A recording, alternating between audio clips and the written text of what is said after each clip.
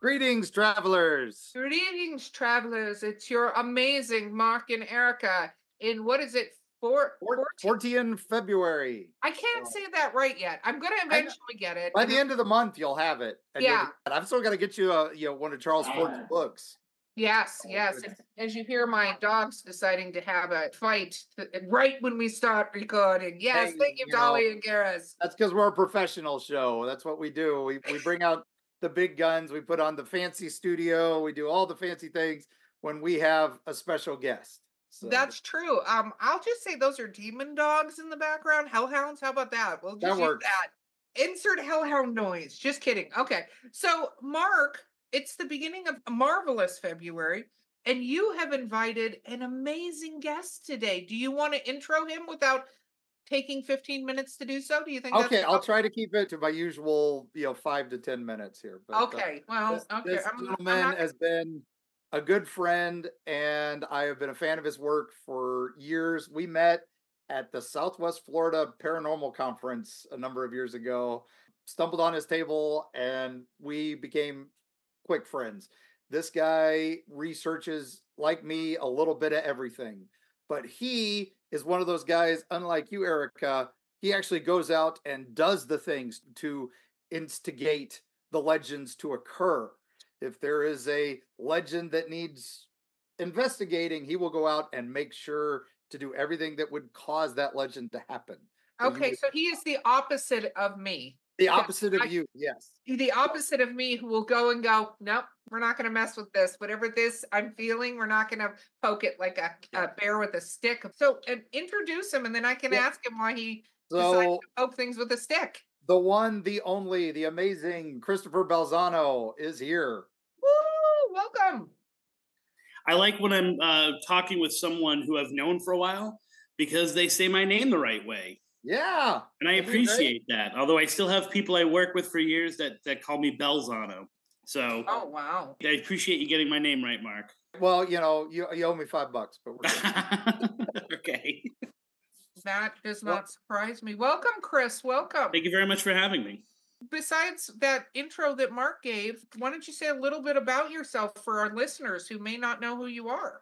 But I think it's a really interesting way that Mark introduced me as an instigator because in a lot of ways, I think that's kind of accurate. But I'm an English teacher. I teach high school English, and so we were just talking today about connotation and the idea of instigate. I think of the TV shows where they go in there and they just try to rile up a ghost and get it to react. I remember coming from Massachusetts and spending many a night at the Lizzie Borden house, and we would stand there and just like yell at Stephen Borden that he had molested Lizzie, and that's why the murder was, and we were trying to get a rise out of him so that he would.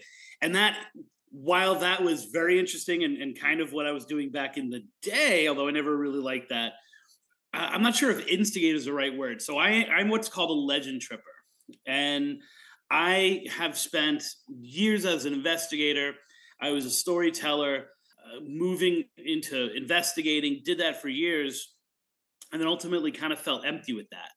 And so I went more the path of a legend tripper who, here's a local legend, and I'm in Florida right now. So here's a local Florida legend, does as much research as he can about the community, about the legend, about similar legends in the area, similar legends that are not in the area. And then what we do is we go out and we try to experience, that's the nice way to say it, we go out and try to experience the legend the way that the people of that community say that it happens, right? So if you're supposed to stand or sit at a certain intersection and flash your light 3 times, rather than going there with a whole bunch of equipment and try to capture and prove that ghosts are real, we leave it all up to the legend. We go to that intersection, we flip the lights, and we see what happens. And then we report it back to the audience. So we are like the avatar of the legend out there in the field for the audience. That is really interesting. So, as somebody who does not like to necessarily rile things when I'm in the environment because I don't like the ramifications sometimes and I don't want anything to follow me home because I decided to wake it up, right? Yeah. I think it's interesting. So, like, if somebody says, just so I can get an example of this, so if I go, if you go and say, Hail Mary 3 times, it's supposed to solicit this ghost, and you go to see if that occurs. Right. So, to be a very specific example that both Mark and I are familiar with, in St. Pete, there's the famous mini lights. And depending on where you, those. Okay, yeah. Beautiful. So depending on where you think that legend takes place, because there are several different places that it could potentially be, you go to that location, you surrender to the legend, and you say, mini lights, come out tonight 3 times, in the hope that either Minnie, if you're on that side of the legend, or the mini lights, or the children, or the ghosts, or whatever you think is going on with that legend, attacks you, essentially. Or at least makes itself known to you. So yeah, that's exactly what legend tripping is. And sometimes that involves what you think the ghost might be interested in. Like, there might be a local legend, but what exactly does it mean you're supposed to do there? It might just be something they like. So for example, there's this really interesting legend on the east coast of Florida. And if you go to this location, there's supposed to be every Saturday night, a bar that's closed down is supposed to magically reappear. And you hear people laughing, you hear music playing, you hear the clinging of drinks and things like that. So we went to that location, and not kind of like there's no legend there. What are we supposed to do? We actually played music, right? And we clanged glasses and hoping that we could get some kind of response, like we could recreate that atmosphere for them. And, every legend trip, I think, is informative, right? The majority of the time that we go out there, what we find is there's some kind of paranormal activity, or there's some kind of unexplained activity, might be a better way to describe it.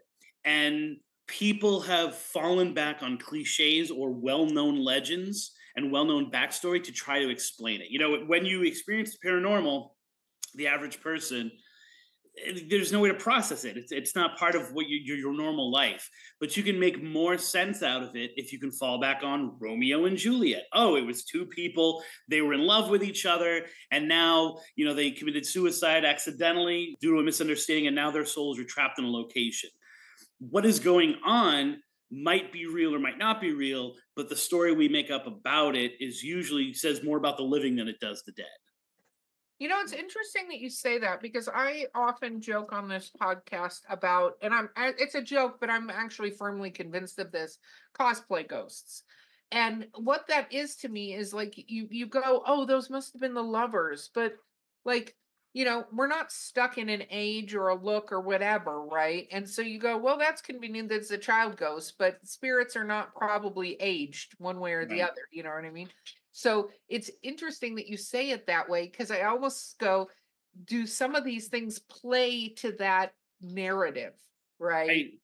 I 100% agree with you. I think in certain locations, just in Florida, certain locations, for example, I think the Oviedo lights, I think are traditionally you go out, and this was something that you would do on a date, right? This is the essence of legend tripping, because it's happening in the 30s and 40s and 50s. You go from the soda shoppy into a car, you bring a whole carload of people, and you watch these unexplained lights that are in the air, right?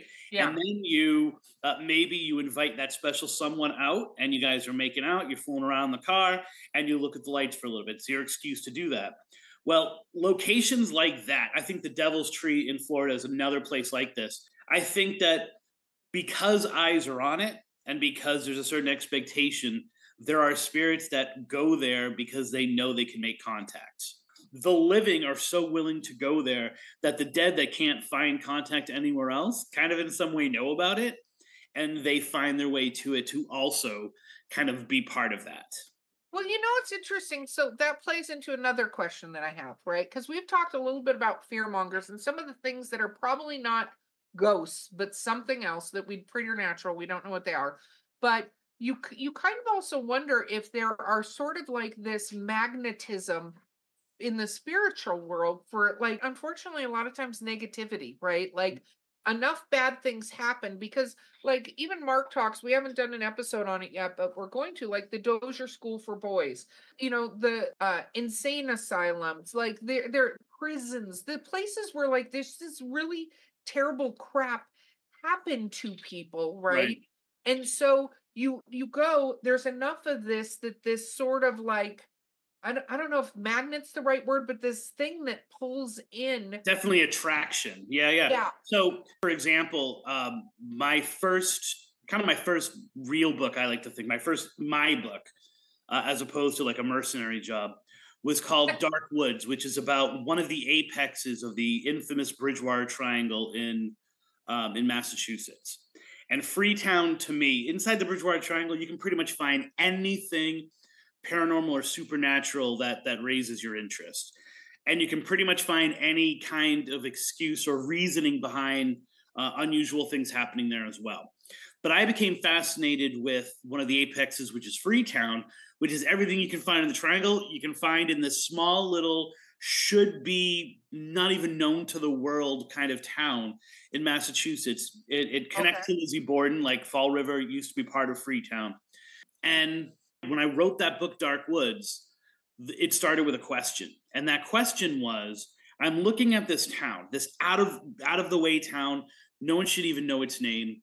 And it has so many supernatural and paranormal sightings that it's on my radar, right? And it's part of this bigger thing, the Bridgewater Triangle. And then I'm looking at it, and all of these weird, unusual, unexplained crimes are happening in the same location, right? So we have all of this spiritual. We've got, and I'm sure we can open the Puckwudgie door if we need to open that at some point. We're totally talking that today. Right, so we have zombies. And this is not like, I'm just saying there's everything. This is not a con. This is like, a convention. This is what's actually there. We have zombies and ghosts, and we've got cryptids, we've got Bigfoot, and we've got these Puckwudgies, and we've got all these ghost stories coming out, and every place seems to be haunted. And then in that same forest, it's very much like the Ocala, Mark, that same forest, you now have these unexplained crimes, and you have active serial killers, and you have what I call disproportionate crimes. In other words, you kill somebody that, while unfortunate, makes sense, but then as you're leaving, you turn back around and you ignite the body and let it burn, right? While the person's still alive. Like, that's a disproportionate crime. I contacted a man there he was one of the deputies, or he was one of the detectives there, and this is like a small, like, there were more horses than people in this town, like back in the day. And he investigated over 30 homicides as a detective in this small little town over his career. And so much of the criminal activity had an occult tinge to it that he became one of the leading experts on occult crime in the world. And he was getting called off to places like Switzerland and like England to consult with their detectives on these cult-related crimes because so much of it was going on. And so, to go back to your question, that book was a spark of like, are these things connected? Can some place be so tainted and recycle that energy so much that it draws not only these weird supernatural and paranormal things, but also crime, but also mental health disorder, teen suicide, rates of cancer? All these things are impacted in these same places as well. It does make you wonder, energy wise, right? Because again, fearmonger, things that we don't know, but also you look at energy wise and stuff like that. I mean, the Bermuda Triangle, I can say those words, travelers, in case you're wondering. I just did. What? Hey, you got it out. I did. You should be impressed with me, Mark, right now. I am. The gnome got up and was like, I'm paying attention. I got this.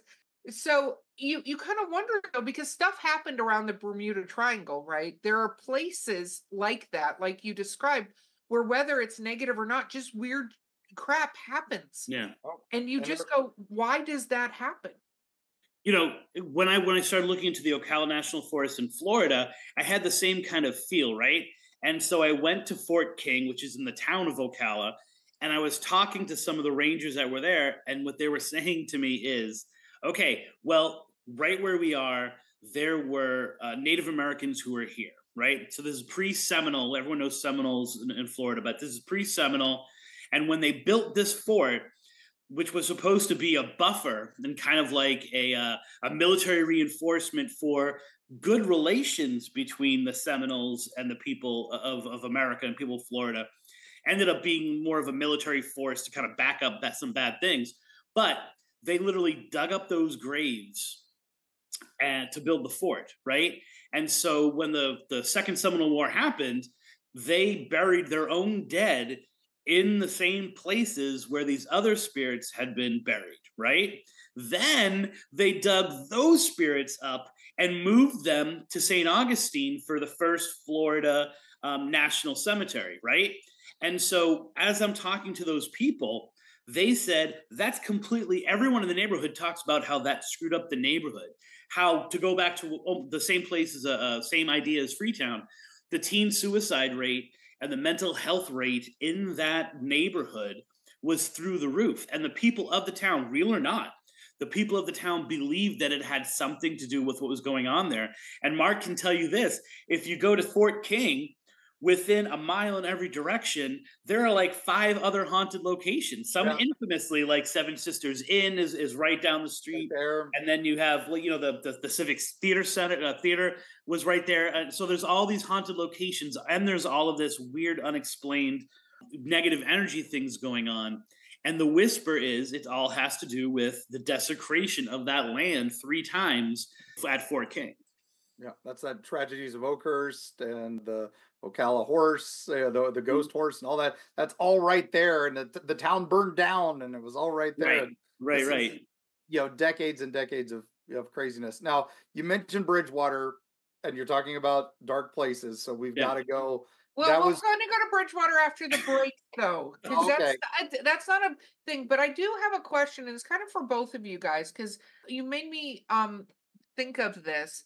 Is when it comes to, you know, something that has been talked about is like Mark brings up the fact that people used to, I'm sorry, trigger warning, skip ahead 10, I'm going to talk about dead dogs, is people used to bury a dog or a soldier and stuff like that in graveyards, right? So there's like this intention stuff that happens a lot of times with graveyards, and people are responsible, or there's a chief that's to watch over this particular graveyard, or medicine woman. Like, I feel like, I don't know your guys' thoughts on, people put very strong intentions, and sometimes group intentions, whether it's a tribe or a town or a religious sect or something like that, behind doing something. And they don't go, but if this happens, it's okay to change it, right? Like, they're just like, this is the protected space, blah, blah, blah. And then does that make sense? Like, and then there's the violation of what they said was supposed to happen there. Meaning, if they had never moved it, it wasn't a haunted graveyard. It just was a graveyard, right? But because they moved it, right, they violated I'm going to protect and nothing should be touched, and this is a sacred space. Does that kind of make sense? Like, do we think that may have something to do with? You know, I think there's 2 ways to think of it. One is, you know, the idea, which I'm not, it may just be a romantic idea, but it's one that exists, is the idea of not being able to find yourself in the afterlife, right? So if I assume that the bones are here and the bones are here, I'm wandering now looking for that. It's not as if they were able to then Google where their bones have been sent and are able to be like, oh, they're in St. Augustine. I'm a ghost. I can go right over there. It's haunted anyway, and find their way there. That's, I think, one aspect of it. And I think that's an aspect that we can latch onto because it scares the crap out of us, right? Because we want to feel as if we would find rest after we die. I kind of like another aspect of it too, which is I think these burial sites are somehow a covenant of peace, right? A covenant of rest. And when you move those, when you violate those, you're breaking that covenant. You're breaking that commitment that you've made. You know what I'm saying? And that kind of promise that you've made. And now all of a sudden, the opposite of a promise to me is a curse. And so you kind of open it up for these other things that are kind of going on. And I go with ley lines and stuff like that. If you go back to, you know, more medieval and alchemical and stuff, there's the maps of these energy lines that cross the world and are areas where they connect, are supposedly peak areas of supernatural stuff and unusual things happen. And when we move a sacred location, you're affecting the ley line. And that's why, you know, some of these people say that the maps where the Bermuda Triangle, you know, there's a big intersection where the Bermuda Triangle used to be, but now things have shifted so much because we've built things over things and we've dug things up, and, you know, man has changed everything. It's kind of like, you know, what have we done to affect the world? Well, Now the ley lines have shifted. Now they think, oh, maybe there's more connections in Tampa, more connections in Ocala where they've shifted. And so that's also with that too. So that's another level of this. And I think that's why these places just become haunted hotspots, right? They become these areas of just energy that used to flow through, now crunches and becomes something else. Yeah, no, I see that because again, there are some places like I've been to cemeteries that are not stricken with negative whatever. I'm not saying there aren't things there, but they're not weighted. That's the word I'm going to use. They're not somehow like upset or whatever. They might be wandering. They might float across the graveyard, great, or they walk back and forth or whatever. But then you go into places, and even it's interesting because it's true with like houses and things like that, where you go, oh, something ugly happened here. Houses, people died in houses all the time. Even currently, people die in houses all the time. You can buy a house, there's a chance somebody might have died in that house at some point, old age, whatever. But that doesn't mean it's haunted, right? That doesn't mean there's something there or is unhappy, because I think a lot of times there is an upset to things being in the place that we're talking about. Like the legend where you go there and it's like, it's all fine until you put these things into place and then you just really piss off whatever is there, right? Right. I want to ask you real quick before we go to break, because I know we're going to go into the stories. What is your favorite legends that I guess you tripped, right? Is that the right word? Yeah. Okay. So what is one of your favorite ones, or ones that kind of surprised you that maybe you went in going, okay, I'll do this. And then it was like, Yeah. It's well, it's a loaded question because sometimes you go and it's the activity that gets you, right? Other times you go and you say, for example, when we were at that one on the East Coast, it was clear to us that there was probably nothing going on, that it had to do with just being on the water, right? And getting the echoes from all of these new houses that were being built, since this bar had been torn down. And so you get the context and it blows you away. And then other times it's like you said, you were looking for one thing and then something else happened. So even though to everyone else it seems really mundane and I think it's so profound for me that I can't explain what happened, and therefore no one can connect with it as much as I can, but it would be Stetson University. And there's a legend that has been so corrupted. And so I love that part of it because I love, especially when I'm talking to people, being like, and here's the story, but none of that is true. Right. And then pulling out the real story kind of thing. And so there's this place called Hully Tower, which, unless you've actually do your research, people still think is 120 or 160 feet tall and now is just about 20 feet tall because they had to tear it down for safety reasons. But at the base of it are the Hullys. So the man who built the tower and his wife that he built it for are actually entombed in the base of the tower. And so one of the legends, and there are several, but one of the main legends is if you go there at dawn, you can see the Hullys walking hand in hand across the field in front of Hully Tower. And sometimes they have the dog and sometimes they don't. I don't know what makes them decide to bring the dog or not bring the dog. And so we went there, and it was actually an afterthought because we were doing all of these other legends in the DeLand and Astor area. And we went to Stetson because we were up. So let's go do the dawn one, right? And as we were sitting there, and as we were waiting for this to happen, we look out and we see what I can only describe as photo negatives moving in between the trees as if they're going to class, right? So it wasn't as if it was a couple that were walking hand in hand. Instead, it was almost as if maybe more of a psychic recording, although they did seem to be aware of their environment, of these figures standing tall. I mean, we do have video of it, but the video is not great. And they're just kind of walking across as if they're going to class. And they would disappear between the trees for a sec, and then they would come in again. And it was as if you were watching a photo negative, and it was moving across the yard, like to the center of campus. And like most legend trips, unlike an investigation where you stay longer than you need to, you know when it starts and you know when it stops, right? And so many times I feel when we're on a legend trip that something has opened up and allowed us to experience the paranormal, right? Not goes hunting, not to like we have been allowed to glimpse something that most people don't or don't in a frame of being able to understand. And when it's over, it's over. And so sometimes we've gone on legend trips and we've traveled 4 hours. And after 20 minutes, something has happened, and we've been like, "That's it. That was our moment. We're done. Let's get back in the car and go." And that was like what it was like in Stetson.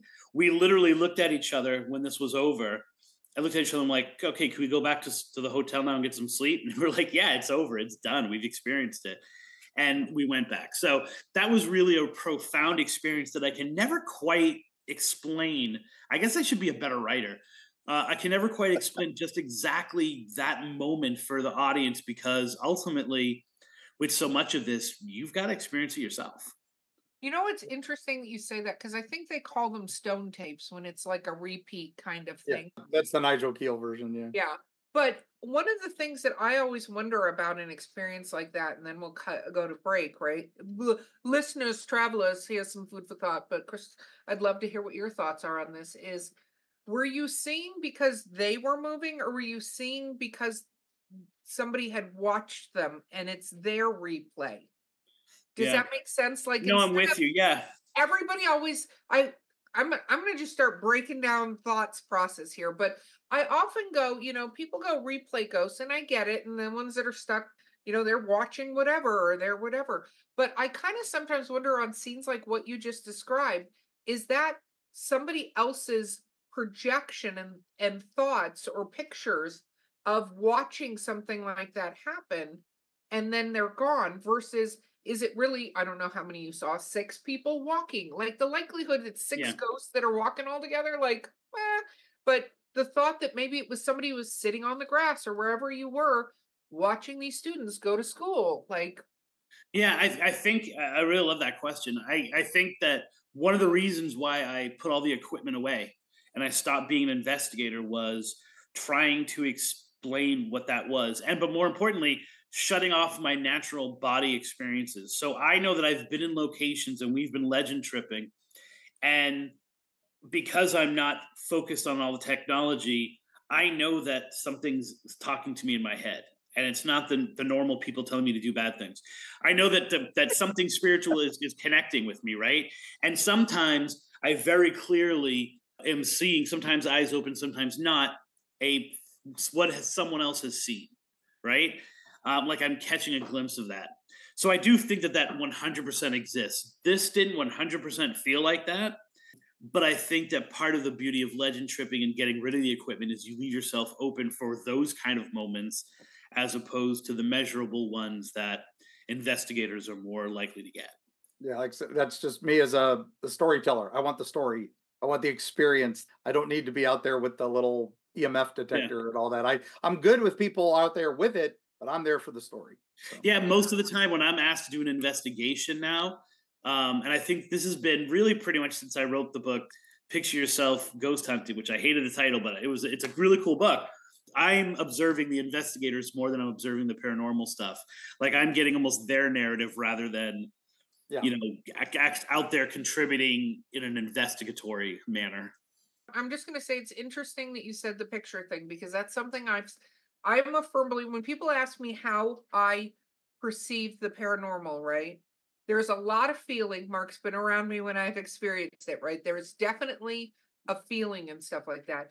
But for me, they don't talk to me. It's not audible. Like I get the pictures. Like I can kind of what you said. It's almost either like a movie or somebody's flipping like a flip book of something happening and I'm watching it from that perspective. And that's where I go, this isn't, to your point, this isn't my thought. This is what somebody is showing me. This is what I'm perceiving they're showing me. And I feel like a lot of times that's how the spirit world tries to explain things because, they don't have a vocal cord. Yes, they whatever, but they're not going, Erika, let me tell you what happened in this building. But I could go, this and describe something, and have it be people confirm that that's what that scene looked like before, right? Or whatever. Anyway, we got to jump to break though. Oh my gosh, I just gave myself goosebumps. We got to jump to break. We'll be right back, travelers, after these messages from our amazing sponsors.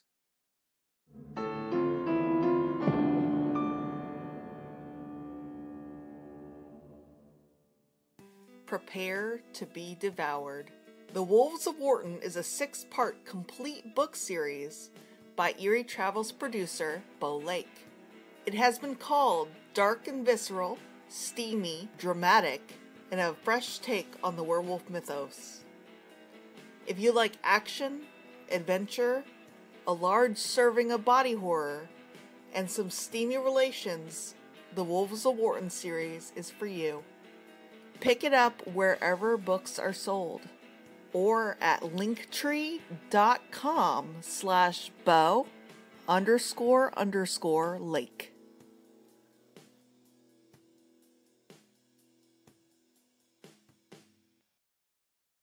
Most know Florida as the land of endless sunny beaches, but the state is home to numerous eerie legends and mysterious creatures. The Everglades is home to the elusive skunk ape. In Key West lies an uncanny doll reputed to have a life of its own. Join Mark Muncy and illustrator Carrie Schultz as they uncover the history behind the state's creepiest stories and unusual locations. The Dark Side of the Sunshine State, presented in Eerie, Florida, from History Press.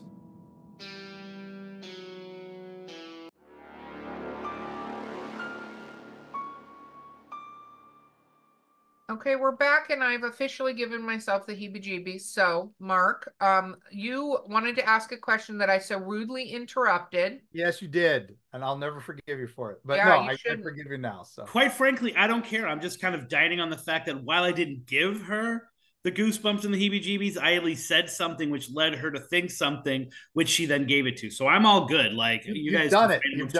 You've accomplished the mission of every Eerie Travels guest. I'm done for the night. So. Is to give Erika heebie-jeebies.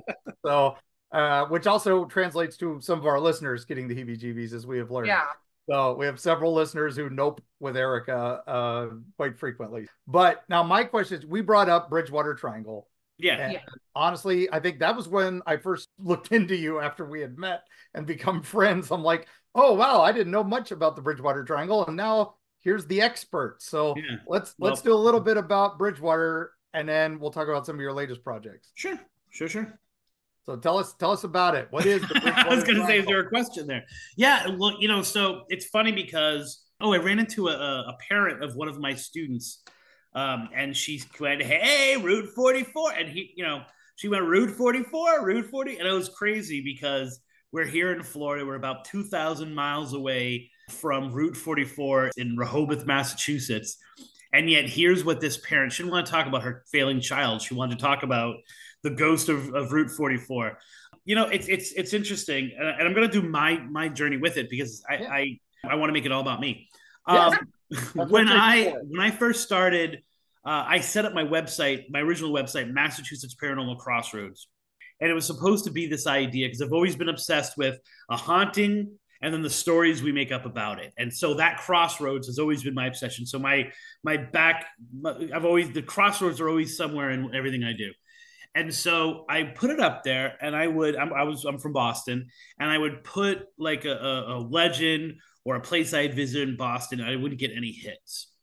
And then I would put something in the town of Rehoboth or the town of like Fall River, and my website numbers would go through the roof, and I would get tons of email, and I would get tons of contacts. This is before like people were hitting me up on Instagram or anything like that.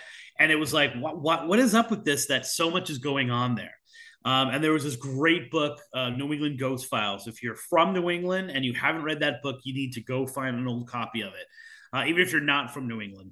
And so many of the stories are from the same area of Massachusetts. And the more I started looking into it, I made contact with this guy named Chris Pittman. And Chris Pittman is the UFO and cryptid guy of the same area. And what we didn't know is we were friends. Like, as I'm doing the research about this place, I all of a sudden come across his name, and I'm like, isn't that the guy I used to work with at my sister's restaurant? And we had worked next to each other for years at this restaurant and didn't know the other one was into this stuff, right? And then he's like, well, yeah, it's all part of the Bridgewater Triangle. And I was like, well, what's that? So when people say the Bridgewater Triangle exists and people are looking at it, no, for me, I was being forced to this area and realized it had a bigger name, which was not popular at the time. When I first started looking into this, it was an obscure reference from Lauren Coleman in a book from 1983 called Mysterious America. And some locals knew about it, and but it wasn't like the behemoth that it is now. And so it's this area of Massachusetts, southeastern Massachusetts, between the towns of Rehoboth, Freetown, and Abington that form this rough triangle. Although most people who will talk about it will say to you that they know that there is other towns that are involved in this. It's not a strict triangle, but Lauren Coleman really likes things to be precise, and he had started with a triangle of Bridgewater, Eastwater, West Bridgewater, and he just expanded it out. So he liked the idea of having it be triangle, but very clearly talks about his original work was just a template. There are so much activity in the confines of this triangle that it's unexplainable within the unexplainable. You can move 2 or 3 dozen miles away from the triangle in towns, and there's nothing. And then you're in the triangle. There's also a certain feel for what a triangle case is versus a non-triangle case, right? Classic, ghost story. You go into, I always use this example. You go into a bar. Oh, it's haunted. Like 2 guys got mad at each other and they killed each other, and now their ghosts are still here. Like, in other words, there's an understandable backstory, and whether the backstory is true or not, it's tethered to something. Triangle stories are just friggin' weird, right? It's just, we've been married happily for 12 years. We moved to the triangle. We started having these horrific nightmares and seeing shadow people, and divorced 2 years later. And by the way, wow, we moved to a different part of Massachusetts. 5 years later, we got married again because we rediscovered each other, right? It's like that kind of stuff. Bridgewater Hospital, which is a psychiatric facility, has 7 times as many suicides in this mental health facility than anywhere else in the country. Divorce rates plummet. Plummet upwards. I guess so. It's plummet, like explode. I guess not plummet. Yeah. Right? The Route 24, and this was one of the things that really got me going. Route 24, which essentially is the backbone of the triangle. I would be driving, through Boston, 95, 93. That'll make anyone from Massachusetts will know those references. And you'd hear on the radio, accident on 24, people are dead. Accident on 24. Like, it was, for a while, it was it had the most fatalities per accident. Anything that you are looking for is in there, right? Places like the Hockomock Swamp, which is physically kind of in the center of it, is this ancient, undamaged, well, for a long time, and now they're developing it more, where people would find these gigantic snakes that defied explanation in Massachusetts. They would find there's been a ton of Bigfoot sightings there. All of these things that are unexplained. And then you have all the hauntings that go through it as well. So whether it's a UFO sighting, the infamous Ronald Reagan turn Air Force One around to capture is attributed to it. It's not. It's wrong. It's totally wrong. It didn't happen there. But for years, people said that happened there, and so it's just this place of, there's a great documentary if you have Amazon Prime, not quite as good because some of my stuff got cut and I'm the best part of it, called the Bridgewater Triangle documentary, yeah, which is this amazing journey into it from someone who totally comes from the mindset of none of this is true. Like, none of this is real. I should say not true, but real. And so it's very like, just giving you the facts of things. It was always a bigger case and a weirder legend if it was taking place within the triangle. So you mentioned Puckwudgies. What is a Puckwudgie? I've been trying to bring it up to Erika. Whoa, they're in that area. I know, but we didn't. So on Bridgewater, is. Because you're such an expert. My only question is this: like, has there been anything linked to stuff in the past, or has it just been okay? See, yeah, that's the beauty of Bridgewater, is that every time you think you've peeled to the best layer of the onion, you realize there's something underneath, right? And so a lot of the people say that the reason why this area is so tainted, it's so cursed, is because of the King Philip's War, which happened in 1675, right? Where the Wampanoag, who were living in that area, went to war with Plymouth Colony. And it's considered the bloodiest conflict in U.S. history because it was just for the number of people that were there and the number of people that got wiped out on both sides of the aisle. It's bloodier than other conflicts and wars that we've been in. I look at that and I say that the King Philip's War is a symptom of the Bridgewater Triangle and not the cause of it, right?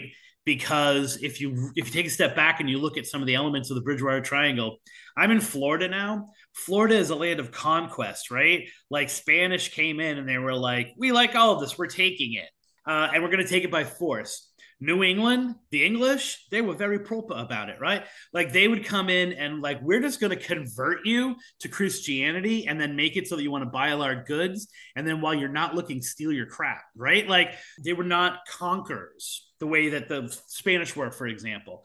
Therefore, the war crimes that were taking place on both sides, from the British to the Wampanoag and the Wampanoag to the British, were uncharacteristic. It's almost as if they were possessed. And so when you look at that, you say that stuff didn't happen in Native American and really European, except for in this one little place. Why did it only happen there, right? Yeah. Something was weird. And so then it goes back to the next level of it and the next level of it. And so I always say to people, if you're looking for a cause and effect, or if you're looking for a solution to the problem of Bridgewater, you're not going to find it because it just stares right back at you and says like, yeah, but what about this? And what about this? yeah. And the idea which I've floated recently, by recently, I mean the past few years, is that I honestly think that the Bridgewater Triangle is not a battlefield. It's not a map. It is a thing. It's a living, breathing thing that only allows itself, it's a tease, right? It only allows a little bit of itself to be known. So people who really look into the Bridgewater Triangle, we're all screwed up. Do you know what I'm saying? Like we all, like if you look at the people who are the highest level of people who have been involved in the triangle, right? Like Jeff Belanger, who's worked on it, he's covered things on it, he's done it. Jeff Belanger's untouchable, right? Like nothing can make his life bad, but he's commenting on it. He's not an investigator there. He doesn't, I've been out with him to search different parts of it and look into different parts of it, but he's in there and he's out. I am an outsider, right? I'm a Boston kid going into this place that's like an hour and a half, 2 hours away from Boston. So even I'm an outsider, but I've written about it. Every person who's written about it, the man who made the documentary, other people who have written books about it, gotten into it, devoted their life to it, the Chris Pittman I was talking about earlier, we all have screwed up lives. We're all divorced, right? We all have these really unusual paranormal careers where, I mean, the guy who made the documentary is a great example because he's brilliant. He hasn't been able to make anything since. Like there's always been this kind of weird thing, and he's made two others of the same kind of area, and they always seem to go down. And that's kind of this weird thing. And on top of that, no one can cover it, right? I don't know if you guys have ever watched the show Kindred Spirits, but they were supposed to have a 3-episode special in the Bridgewater Triangle like 2 years ago. Yep. Hasn't happened. And so I get contacted by production companies all the time. Will you help us make that? I'm like, no. First of all, no, because, that's not my gig anymore, right? Like there are other people who are better at it. And I'm like, your show's never going to come to air. Like every once in a while, there'll be an episode. There was an episode of Beyond Skinwalker that did an episode about the Bridgewater Triangle. When I tell you I've had probably close to 200 production companies approach me over the years, and there's like 3 episodes of paranormal TV out there about the Bridgewater Triangle. It doesn't want to be known. It wants just enough that you're enticed, but never close enough that you'll have any chance of understanding it. Okay, now I've asked. So the best you can do is buy my books, because that's as close as you'll get to getting it. I'm joking about that part, but Oh my gosh. Worked for Okay. me. I loved the book. So that's great. Thank you. Thank you. Now ask your Puckwudgie question. All right. Is that okay now? Now it's okay. Are we okay? Okay. All right. So one of the many things that Bridgewater Triangle is known for those that do study it, is the Puckwudgie legend. Let's explain that for those at home that aren't familiar with this. Sure. I was just watching a YouTube video this morning, and it was talking about Puckwudgies. And it was doing this description. It went, and it has long talons used for ripping the throats out of people. And I was like, oh shit, it's off the rails. Yeah, wait a minute, I had heard that. So I was writing Dark Woods, and I was approached by several people who all were looking to have something that was happening to them explained. And there was no explanation for it. They didn't have a name for it. And all of their stories basically like had this kind of model. They were out in the woods, and all of them were Freetown State Forest woods. They're out in the woods. They see a small, almost human-like creature, like a troll-type creature, right? They described it differently. The three people described it slightly differently, but it was almost like a chubby old child out in the woods.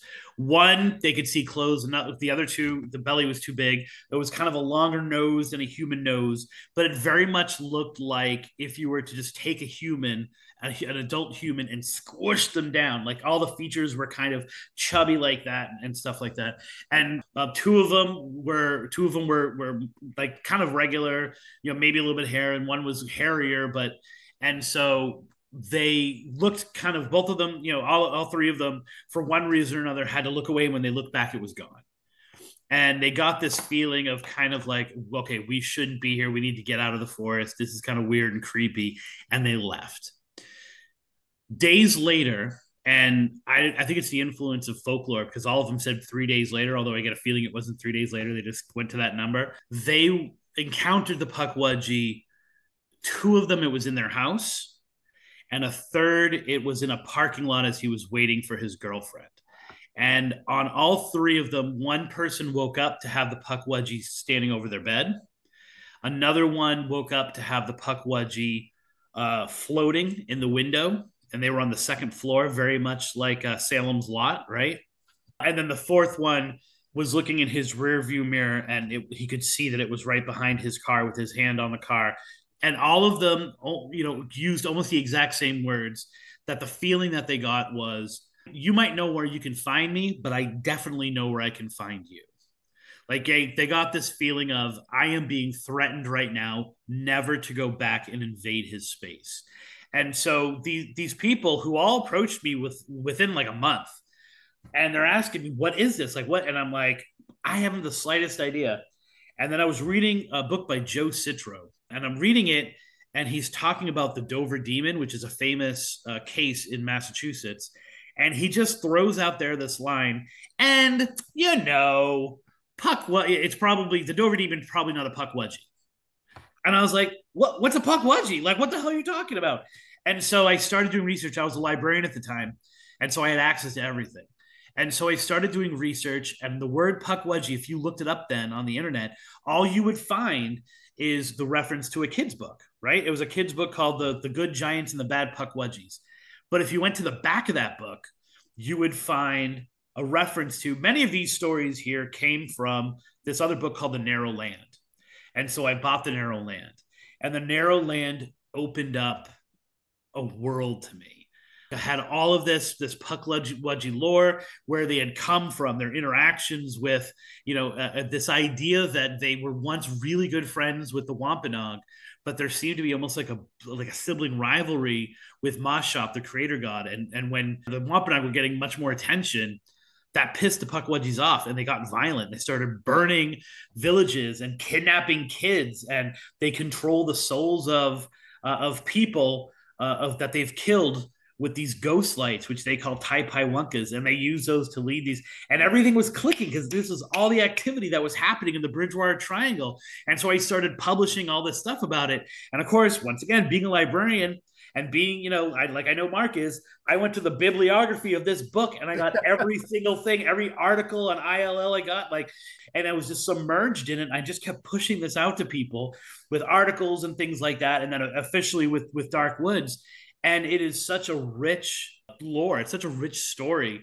And every culture has these diminutive little demon things that people latched onto the story, and people started to kind of put their own stuff on the Puckwudgie, right?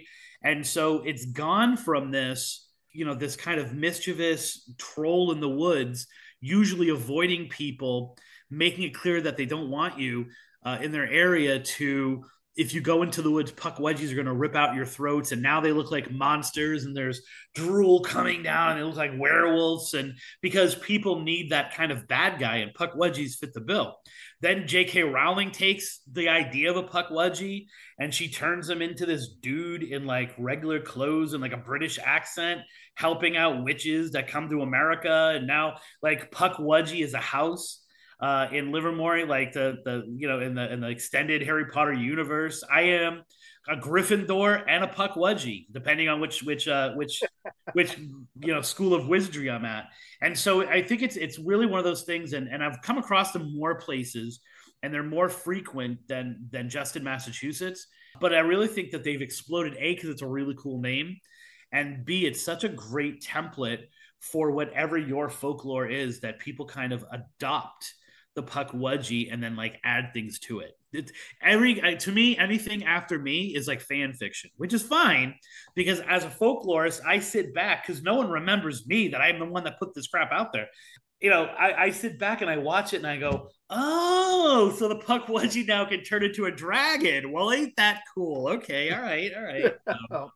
So wait, let me go back to the creepy people in the houses and stuff like that. Yeah, because that's really the essence of what they were doing, Well, and it kind of makes me think a little bit of Fae, like when we're talking about creatures, because we talk about, this is all preternatural. You have no idea what it is, but there's a legend, and I cannot remember the name of it right now, so forgive me, travelers. So I'll have to go down a rabbit hole to look it up, of this creature in Africa, in South Africa, that is a little creature. It comes in your homes and it eats your toes. So you always put your bed on bricks, right? And the whole concept of that particular creature, described very much like what you're talking about, right? Is people used to get sick from laying on the ground. You know what I mean? Because you get sick from laying on the ground. But this creature it will come kill you. So if you do not have, so to this day, people put bricks under their beds, normal beds. You go into most people's houses in South Africa, they have bricks under their beds. And we'll have to do an episode or part of an episode on this, but it's interesting to me, because when you describe this creature and you describe what it's doing, I very much go, well, that sounds like Fae. That sounds like something. So one of the things I've always said from the very beginning with this is, as I was looking, I think I mentioned in my very first article, this is a leprechaun without the pot of gold. Right, this is mirroring so much of what is in English and Irish folklore for fairies and things like that. It's the interpretation of the observer, not necessarily the nature of the creature. Right, like we're relating it to culturally what we want. Like, so what I found was, for example, that this really blew things open for me. I'm the only person in the world whose bucket list was to go to Indiana. Right. And so I went to Mound State Park in Indiana. Oh, yeah. We happened to go there on a day, because that's Puckwudgie Central. Like out when you get outside of New England, that's the other. It's spelled differently, but that's huge. And we happened to go there on a day that there was this doctor who, I'm totally forgetting what her doctorate was in. But she knew all about the cultural importance of Mound State Park. And, Indiana, they call it with the Crossroads of America, that people from all across the country would go to Mound State Park, which originally, and I think this is why Mark's nodding, aligns to all those stones across the Midwest, right? And all those, all that goes right, all those things point to Indiana, point to this one spot. And people would go. You ever wonder why you hear sometimes in legends these famous chiefs and you don't know where they are, right? You don't know where they're buried. They were buried in Mountain State Park because tribes from all across the country would bring their most noble dead, and they would have this kind of, week of prayer and week of understanding each other and just getting together, and they would bury the people who were most honored who had died that year in these mounds in Indiana. And they had no common language, but they all started talking about these small little creatures that they were experiencing on whatever part of America they were living on. And Puckwudgie became almost like an umbrella term for small things scaring the crap out of us. And so you have all of these tribes that don't share a common language all across America, that if you look deep into their lore, you see the phrase Puckwudgie. So that's a really long way of me saying there are different breeds of them. So you have like the Oz spirit that's in Australia. You have these really hairy ones that look like Elmo in New Hampshire. You have the traditional kind of one that's in New England and parts of Canada. But I think that they're all legions of fae. That there's definitely a fairy elemental feel to them, much more than let's go out and grab a Puckwudgie and capture it. It's really interesting you say that, because Iceland, I was there, it's the little people. Yeah. And they're described very much like that, the little people. It's interesting that after we went to Mountain State Park and we really kind of got on this whole trail of fairy trees and fairy rings and things like that, we then went back to revisit all of these different legends that we had tripped. For example, we got the inspiration from Mark to go to Felipe Park, right? And Safety Harbor. And when we went there, the very first thing that we noticed was you have this temple mound, which is the focus of the legend. And then you have where would have been the burial plots, if you think about a Tobogan village setup, and where the burial mounds would have been are now trees. And almost all of those trees look like fairy trees. They've got that entrance in the base of it. You know what I'm saying? That look like, and so the other ghosts that are there, whatever's at Safety Harbor, the other reports of the people and the people walking across the field, the mound is now in the middle of a fairy ring. That's so weird. And okay, super weird. With that though, we have to do shameless self-promotion time now that I'm sufficiently freaked out. So cool. Well done for doing that. So let's do shameless self-promotion. Chris, where can people find you and your books and your stuff and all that? We're going to include it in the show notes. Beautiful. So where can people follow you? Wherever you go to get your books on Mark, go there and then move over to Spaces, and that's my stuff. That's pretty much. So, all my stuff is on Amazon. My stuff my Florida stuff is on Amazon, as well as my New England and kind of, more whole countrywide things. The name of the podcast that I do is called Tripping on Legends. You can find that on any platform, and pretty much there are no other Balzanos out there doing what I do. So if you just go and you look up Balzano and Ghost, you're going to find me. I know that because my students find these really weird, obscure pictures of me and then make it their background of their computers. Or insert them into their assignments. So, I'm pretty easy to find out there. But if you're looking for just the book tour, you can definitely go to Amazon and you'll find all 12 of them. I love that. Thank you so much. It's been wonderful meeting you. I can't wait to have you back on because I feel like we just scratched the surface of stuff. I am like that rash on the Paranormal. So yes, we just scratched at it a little bit. It's like herpes. It just keeps coming back. Okay. You didn't have to go there. We could have just stayed with rash. You had to. No, she has to go. Oh no, Chris! If there's a line, I'm gonna make a beeline for it. That's funny. Yeah. After the Rougarou episode, we learned about sexually transmitted curses, and so that's all she thinks about now. It was sexually, and then Bigfoot incest. Puckwudgie, probably. Yeah, and Bigfoot incest. Yeah. I was going to say in Florida we call them stump jumpers. That was the Puckwudgies I was talked about in. It's funny because I had a Puckwudgie case, and the person was telling me about it, and they were like, blah blah blah. And they were like, it's this weird little town in Florida called Cape Coral. Do you know where it is? I'm like, yeah, that's Yeah. where I live. Oh, it's on Burnt Store Road, you know? I'm like, yeah, that's the road that goes parallel to mine. And then years later, now people are seeing ghost lights in that same location. I'm like, oh, Taipai. So yes, please send me your name for Puckwudgies. I used to have a running list of them. And listeners, yeah, please send us your, we'll get them on to Chris, and you send to us. Erika, any last words? I no, because I'm both freaked out and fascinated at this time, which I feel like is Chris's mantra in life. To freak You really people just out. described most of my relationships. Yes. Yes, done. Done. Do you see how that worked out? Well, if we go up to Indie PopCon again, we'll have to make a trip over to the mountain complex. It's beautiful. We'll send Chris some pictures. Please. Yes. Oh my gosh, gang. Well, thank you so much for listening again. Thank you all for joining us. It was our pleasure having you, Chris. Thank you so much for. Thank you very much for having me.